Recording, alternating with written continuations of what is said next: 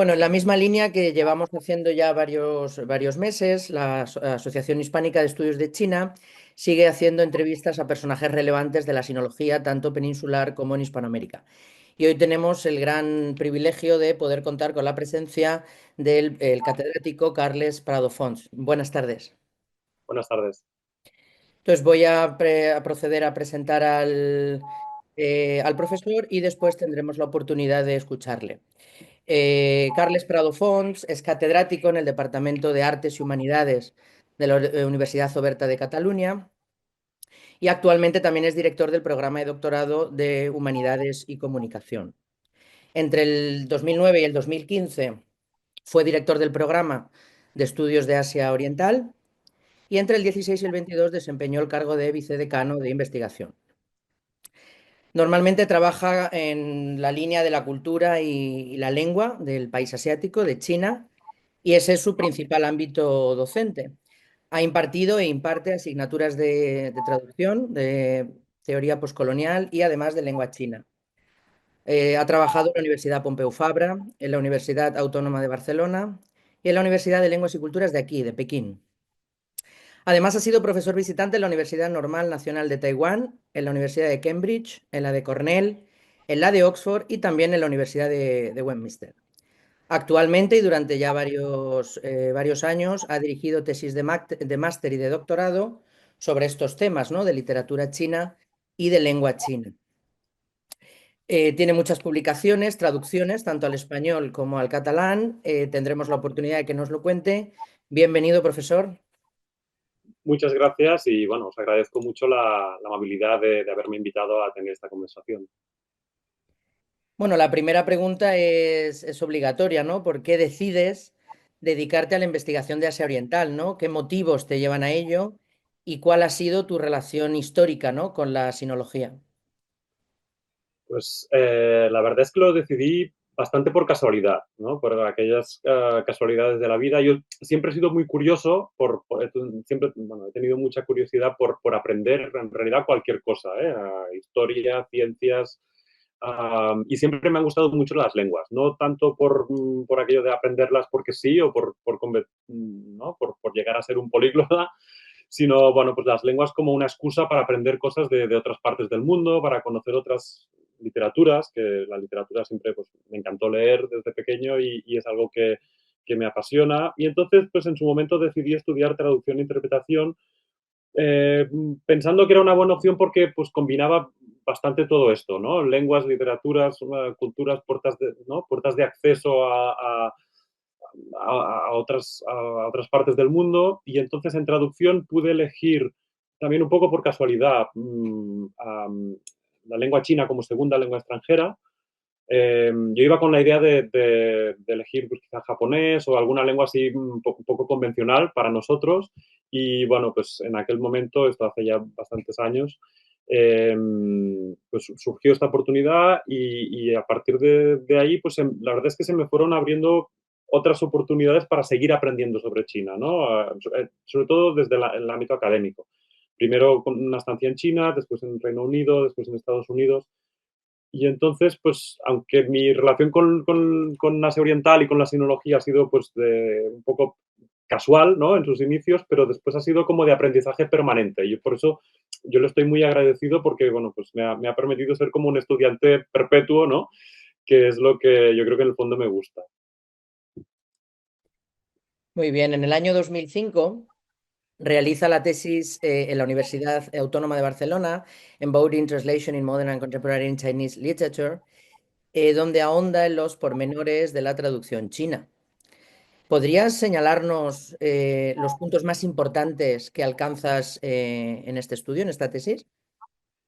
Sí, esta tesis fue una tesis que está muy centrada en teoría de la traducción. Es decir, tomo el caso de China como un ejemplo, tanto el caso de China moderna, primeros del siglo XX, como contemporánea a finales del siglo XX, pero esto es la parte, digamos, práctica o aplicada, y el propósito principal es teórico, y era básicamente demostrar que dentro de lo que son las teorías de la traducción, o bueno, la traductología también se le llama, o los estudios de traducción, hay, tal y como yo intenté explicarlo en la tesis, hay como dos grandes maneras de entender la traducción que son casi antagónicas, ¿no? Hay una manera de entender la traducción que es la traducción como práctica, la traducción propiamente dicha, que es traspasar un texto de una lengua a otra, ¿no? Y aunque esto sea muy complicado y se pierdan muchas, ¿no? Se pierdan muchos matices, etcétera, pero el objetivo principal de esta manera de entender la traducción es que, bueno, pues que pasar de A a B, digamos, ¿no?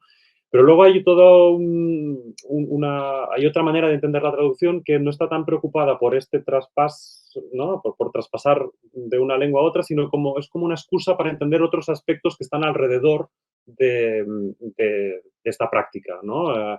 Entonces no están tan preocupada por cómo traducir, sino por lo que sucede cuando se ha traducido. Entonces en la tesis básicamente lo que intentaba es demostrar que los teóricos que han estado intentando pues, teorizar, ¿no? O plantear sistemas o métodos para analizar todo esto, pues se hablaban, pero era como un poco un diálogo fallido porque estaban entendiendo la traducción de una manera distinta. Entonces, en la tesis intento mostrar esto, y entonces tiene un vertiente muy, digamos, un enfoque muy teórico. Y luego doy ejemplos de la segunda acepción, de esta segunda manera de entender la traducción, que a mí es la que personalmente me interesa más. Es como una traducción como en inglés es como site, como una especie de emplazamiento, una excusa para reflexionar sobre la cultura. Entonces, en la parte práctica pongo algunas muestras de cómo esto se podría ilustrar con casos de literatura china moderna y de literatura china contemporánea. Cuando te preguntaba antes por el tema de esta tesis es porque unos años después en la Universidad de California realizas una segunda tesis doctoral, en este caso titulada Inalienation, Return Writers in the Modern China, donde te centras más en ciertos escritores chinos contemporáneos, ¿no? Y ahora una pregunta más de corte personal. De ellos, de estos escritores, ¿cuál te llama especialmente la atención? Es, es, una pregunta difícil de responder porque además a raíz de este segundo proyecto doctoral pues fui leyendo de una manera mucho más sistemática literatura china del siglo XX de lo que había hecho antes, ¿no? Y entonces, claro, fui descubriendo autores, o más que descubriendo, fui trabajando en profundidad autores en varios momentos y, digamos, desde ángulos un poco distintos. Y entonces cada uno, o sea, tengo varios favoritos, pero por motivos distintos, ¿no? Lu Xun, por ejemplo, me parece un autor muy potente en muchos sentidos, como muy, eh, digamos, de una potencia universal, yo diría, a nivel literario, independientemente de la lectura política que después se ha dado a su figura, pero me parece un autor de primer orden. Pero luego, pues autores como Lao Tse, en cierto modo, aprendí sobre ellos aspectos biográficos y de contexto social en aquella época que me interesaron muchísimo. En el caso de Lao Tse, investigué sus orígenes manchúes. Él venía de una familia manchú y entonces estuve viendo pues, cómo esto había influido en su producción literaria, ¿no? De Qin Zhongshu me interesó mucho su figura intelectual, su potencia intelectual, no solo su calidad literaria, sino realmente cómo pensaba y toda la cantidad de conocimiento que aglutinaba, ¿no? Esta persona. Entonces, me centré sobre todo en escritores que habían viajado fuera de China para estudiar o para trabajar y que después regresaron y entonces en la tesis lo que hacía era, en esta segunda tesis lo que hacía era ver exactamente cómo reaccionaron justo tras haber regresado a China, ¿no? Me centraba en los meses o años inmediatamente posteriores al regreso y entonces pues miraba a ver cómo sus obras reflejaban digamos, este vaivén cultural, ¿no? Y entonces, estos tres casos fueron quizás los que más me fascinaron por motivos distintos y los considero autores muy interesantes. Escuchándote hablar, claro, es de obligada pregunta sobre el libro que además tuve la suerte de leer hace unos años, el de Regresar a China, que si no me equivoco está en Trota, Mm. en el que justamente hablas de estos tres autores, ¿no? Claro, imagino que esta expresión, esta diferencia entre el este y el oeste es un poco lo que extraes o lo que estudias en tu tesis, ¿no? En este libro. Sí, exacto. El libro efectivamente lo publicó Trota y es el resultado, digamos, de un proyecto de investigación muy amplio que empezó con esta tesis que escribí en Estados Unidos y que después continué de varias maneras, traduciendo a Luxun, al catalán, escribiendo, como lo que comentaba sobre Laoshe y sus orígenes manchúes, digamos, le di un poco de desarrollo a esta investigación predoctoral y esto fueron en total quizás unos 15 años más o menos, digamos, no focalizados intensivamente o exclusivamente en esto, pero digamos unos 10 o yo diría 15 años dándole vueltas a todo este colectivo de escritores que regresaban a China, etcétera, etcétera. Y entonces me apetecía, pues, digamos, como culminar o cerrar el proyecto de una manera un poco distinta a lo que es la escritura académica, y me apetecía hacerlo en un ensayo, bueno, digamos, riguroso y escrito desde el rigor académico, desde el conocimiento académico, pero no centrado para especialistas, que es bueno, una tesis doctoral básicamente, pues tiene un público muy reducido, que es el comité de tesis prácticamente, ¿no? O sea, el tribunal de tesis y después, pues quien la pueda leer después, pero digamos, como género, ¿no? Es un género con un público muy reducido y después las publicaciones académicas, como yo, pues lo que había podido escribir sobre Laoshe, por ejemplo, pues tienen también un público muy ceñido a unos intereses muy concretos, ¿no? Y me apetecía pues escribir algo pues, que pudiera leer más gente, que pudieran leer mis padres, por ejemplo. Y entonces ahí estuve dándole vueltas a ver cómo podía ensamblar toda esta parte de investigación sobre estos escritores que habían regresado a China con un relato más general sobre China a lo largo del siglo XX, básicamente. Y entonces, estos tres escritores finalmente los seleccioné porque, bueno, como comentaba, me parecían muy interesantes en muchos aspectos, pero también tenían la particularidad que sus biografías, si las ponías una al lado de otras, bueno, cuando las quedaban yuxtapuestas, prácticamente abarcaban la historia de China a lo largo del siglo XX, ¿no? Lu Xun nace en el 1881, creo, ¿no? Desde entonces hasta que muere Qin Zhongshu en el 90 y pico, pues tienes prácticamente estos 100 años y entonces en el libro intenté pues contar de una manera más amable, digamos, ¿no?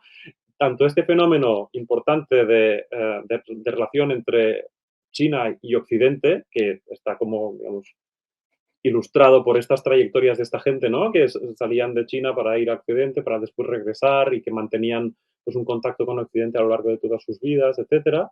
Y como esto fue muy importante para la propia modernidad china, ¿no? No se puede entender la historia moderna de China sin tener en consideración estas relaciones entre China y muchos países occidentales o con Japón, ¿no? Esto por una parte. Y después, pues, me apetecía pues, utilizar esto como, bueno, pues como un pretexto para contar la historia de China, para contar también las propias biografías de esta gente que me parecen bueno, muy, muy curiosas, muy humanas también, ¿no? Tuvieron que tomar muchas decisiones en un contexto histórico y social pues muy convulso y yo creo que mueven mucho digamos, a pensar en ellos desde la empatía y desde, bueno, intenté pues mezclar todo esto en un ensayo pues que fuera lo más digamos, comprensible posible sin dejar de ser un texto, digamos, de base o de procedencia académica. Haciendo un poco un alto quizá en su producción académica, algo más orientado, ligado también, pero no tan cercano, son los manuales didácticos, ¿no? Más orientados a la formación de universitarios. Por citar solo alguno, ha colaborado en el de China, pasado y presente, de una gran civilización, en la que, en el cual ha contribuido con la parte de literatura. ¿Qué aportes piensas, ¿no? Que se pueden, estos libros a nivel académico, a nivel universitario, pueden hacer? y si realmente hay que destacar algo interesante, importante de la creación de estos libros para el mundo universitario. Mm. Yo creo que este tipo de manuales um, a mí me parece un género muy necesario y yo creo que hoy en día están bastante, no sé si olvidados o... Es decir, hoy en día, yo incluso lo veo con estudiantes que tengo en clase, la inercia, la primera, ¿no? La inercia así inmediata cuando hay que buscar información sobre algo es acudir a Google o ahora ya ni a Google, a acudir a alguna herramienta de inteligencia artificial y preguntar, ¿no? Pues, ¿cuáles fueron los principales autores de tal periodo, ¿no? O cómo se caracteriza la obra de tal autor, o etcétera, ¿no? Pero claro, y esto te da pues una serie, una información que pues en función de cómo tú pidas, ¿no? Requieras hagas la petición y cómo la filtres y etcétera, pues tú te puedes más o menos hacer una composición de lugar. Estos manuales son mucho más efectivos en el sentido de que hay alguien que ha hecho este trabajo por ti, ¿no? Alguien que además se responsabiliza de la información que te está dando, ¿no? Y que te la organiza, te proporciona pues, una información bien contrastada en lo académico, bien ordenada y además te muestra, yo creo que lo que es muy interesante es que te da pistas sobre las principales conversaciones académicas que existen sobre estos temas, ¿no? Entonces yo creo que es un género, lo, los manuales, pues tanto los que están orientados al público universitario como los manuales más, digamos, de tipo generalista, ¿no?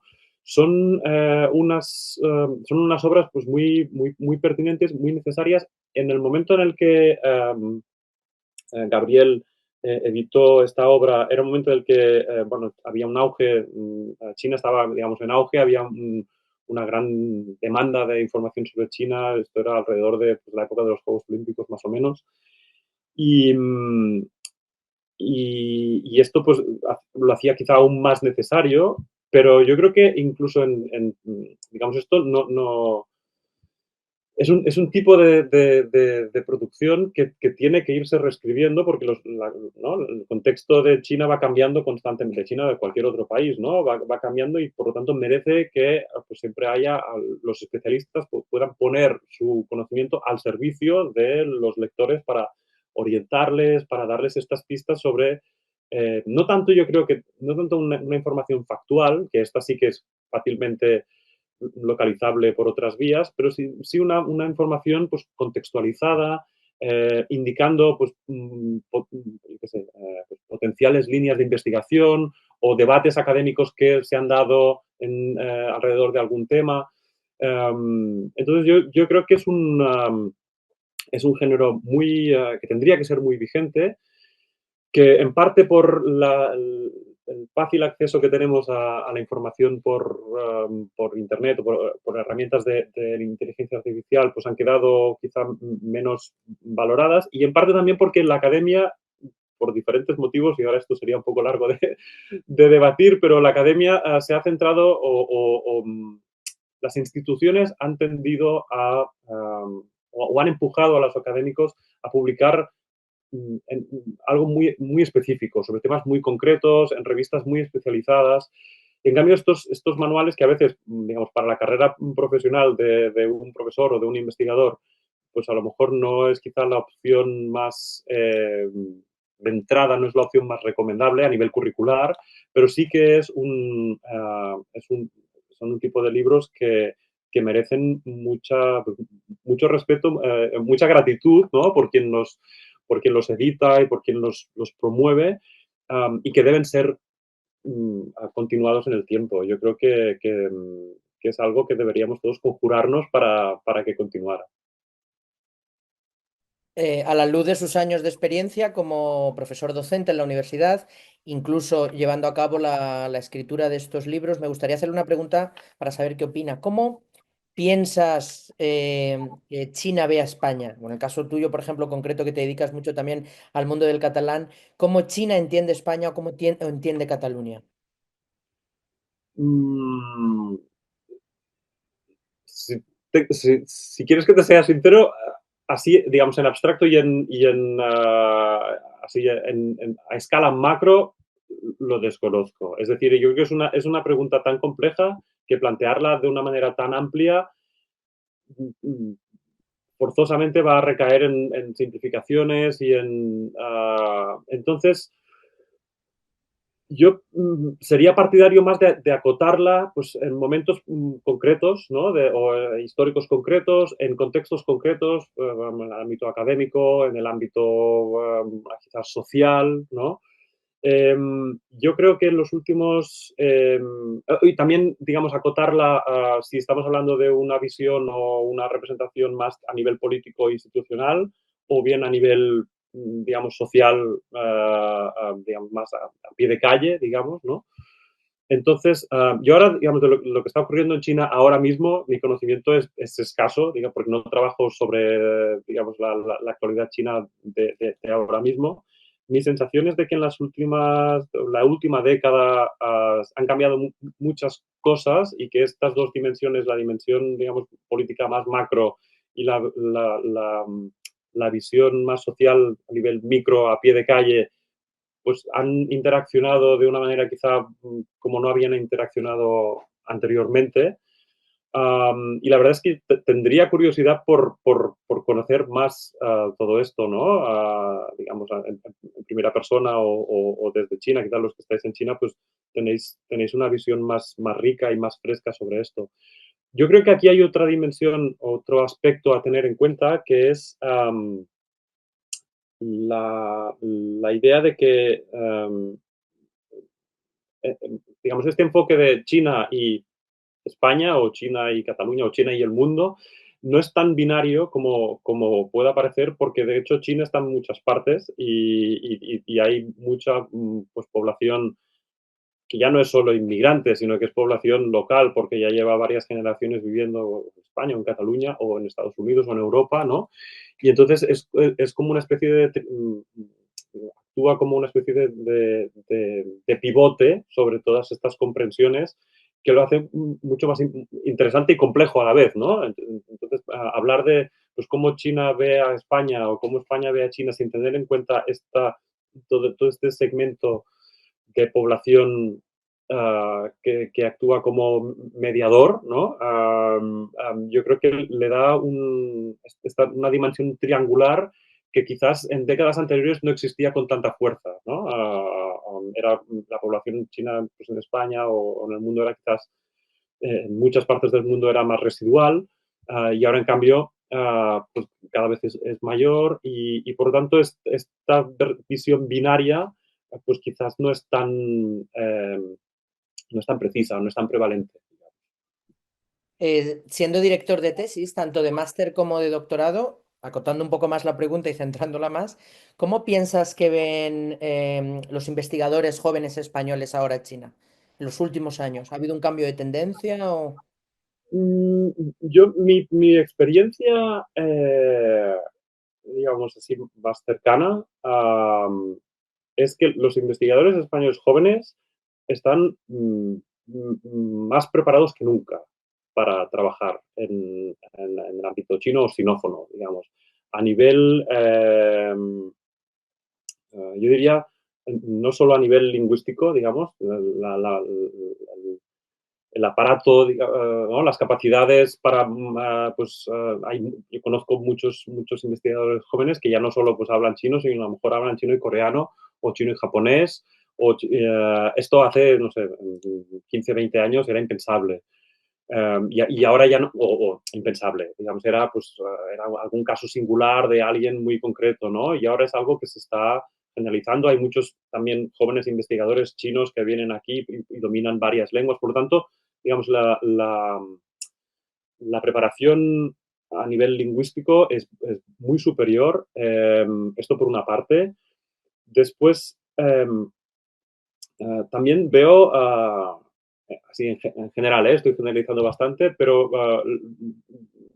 veo a esta generación como más desacomplejada en un buen sentido, en el sentido de ser capaz de pues, ir a China, también con las facilidades que todo esto pues, tiene hoy en día, ¿no? A nivel, digamos, logístico, ¿no? Hace pues, varias décadas unos viajes, ¿no? De estudios o estancias, pues eran casi unas pequeñas empresas, ¿no? O sea, empresas, proyectos de bastante calado y ahora pues se ha hecho todo pues, más fácil, ¿no? Ir a residir unos meses o hacer varias visitas de investigación.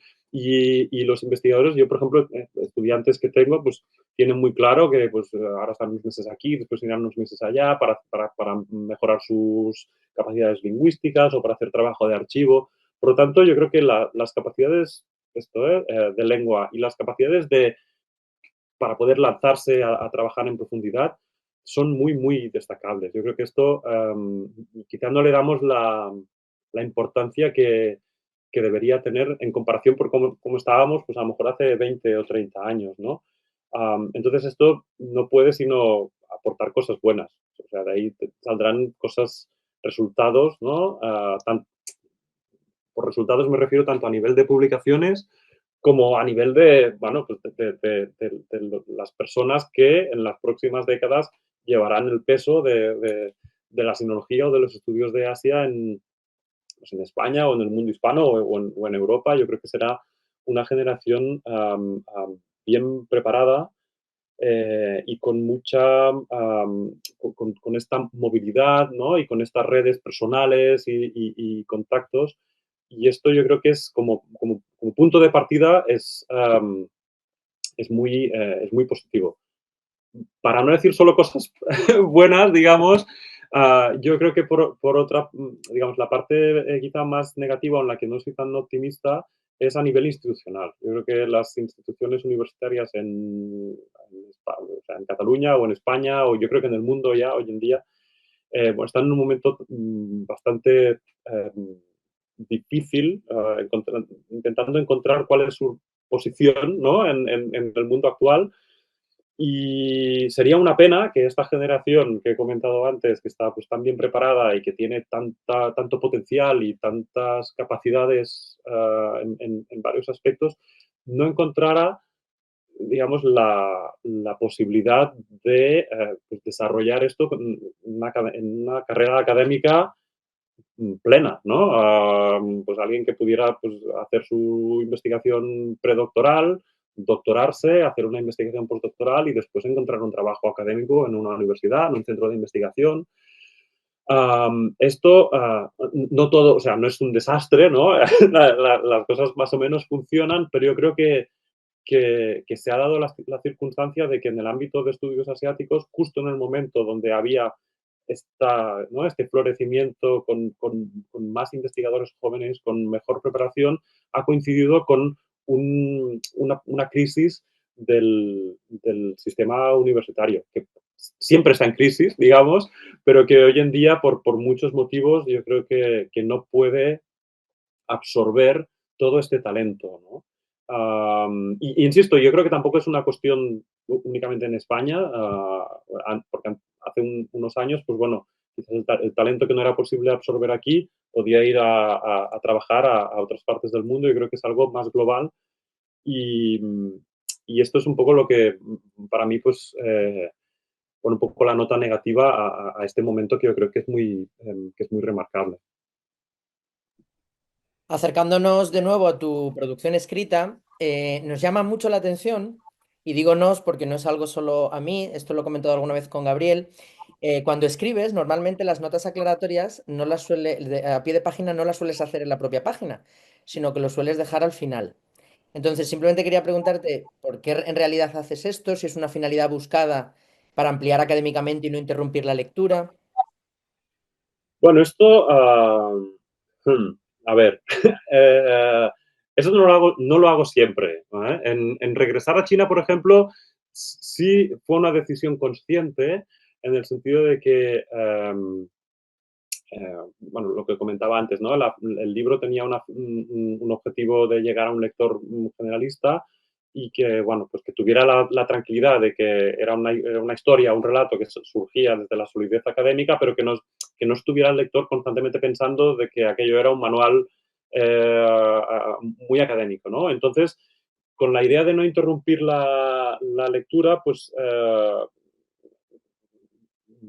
opté por recurrir a este formato que de hecho pues, no lo he inventado yo, lo hacen muchos ensayos, de que ponen las notas al final incluso sin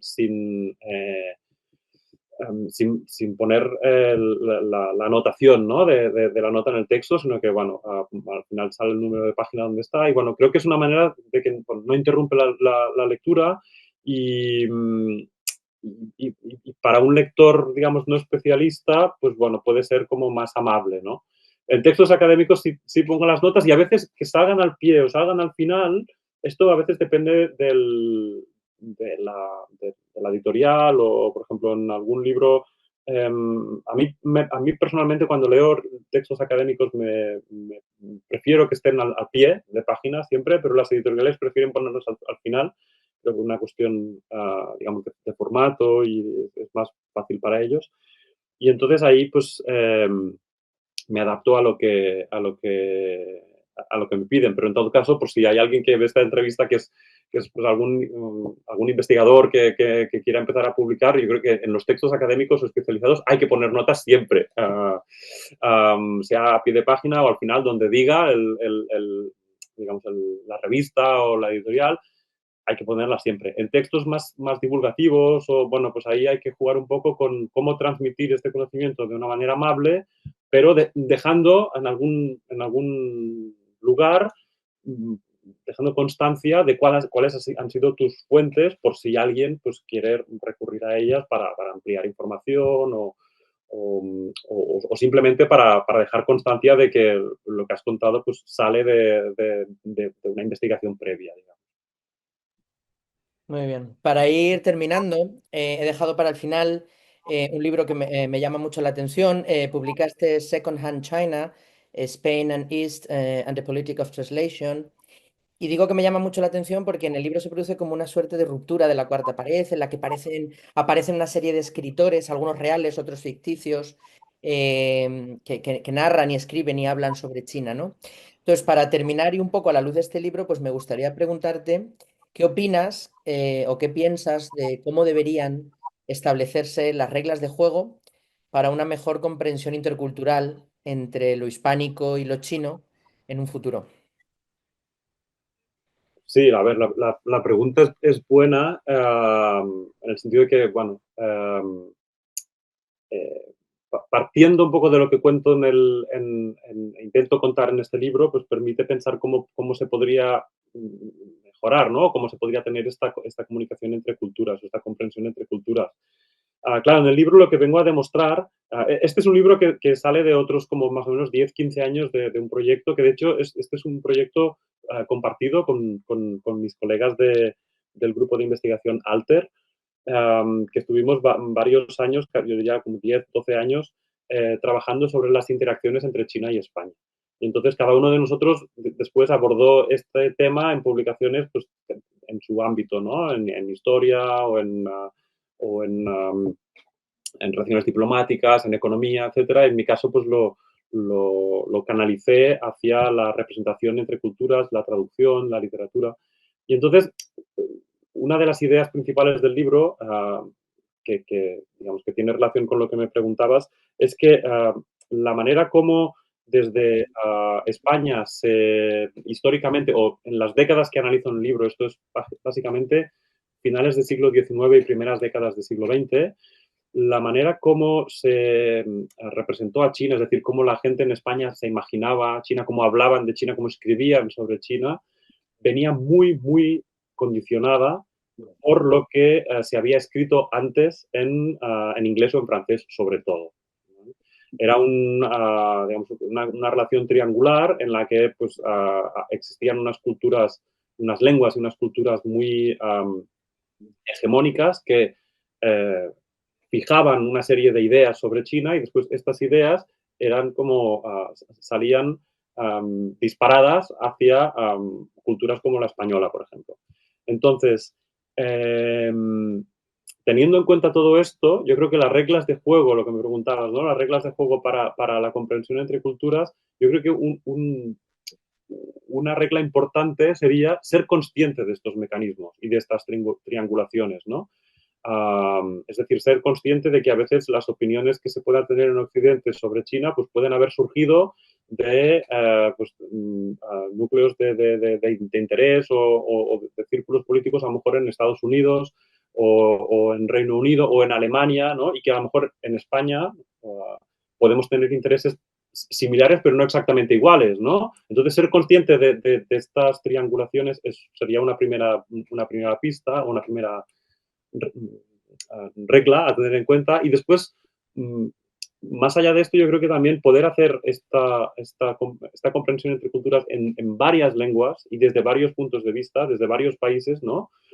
Que aunque estén todos en Occidente, pues no tienen por qué tener las mismas condiciones ni los mismos intereses, ¿no? Y entonces, pues tener muy presente esta diferencia entre lenguas, entre contextos, yo creo que es una buena base para aproximarse a China desde, bueno, por supuesto, desde la empatía, desde la voluntad de entenderse, pero también desde la voluntad de entenderse desde tu propia posición, ¿no? En España, pues desde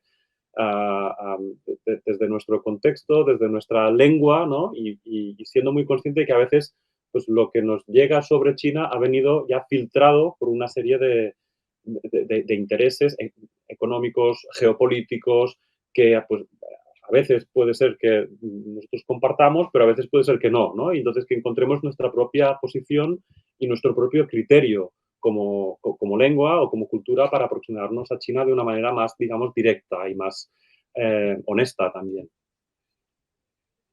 No puedo sino manifestar mi agradecimiento, de verdad, por esta entrevista, por este ratito que nos has dejado. Y como viene siendo habitual, pues presento a Víctor Cortizo, el presidente de la asociación, y él te da las palabras de salida.